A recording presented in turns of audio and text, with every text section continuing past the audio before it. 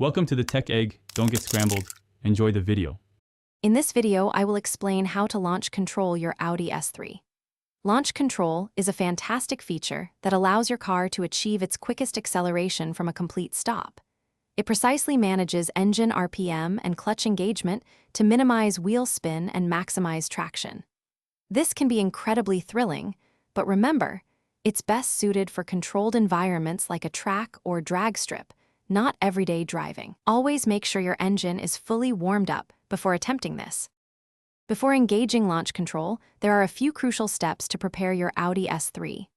First, you'll want to select the dynamic driving mode, which sharpens throttle response and transmission shifts. Next, it's essential to fully deactivate the traction control system, often labeled ASR, by pressing and holding the button for a few seconds. Finally, ensure your steering wheel is perfectly straight and you have a clear, safe area ahead of you. Now for the exciting part, engaging launch control.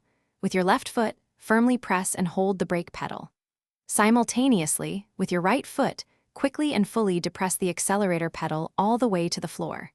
You'll notice the engine RPM will stabilize, typically around 3,000 to 3,500 revolutions per minute, indicating launch control is active.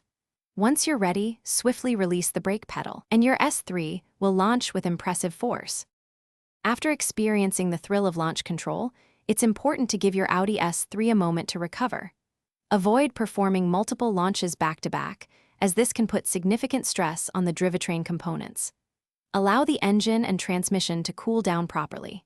Remember, practice makes perfect, so start in a safe, controlled environment to get a feel for the process.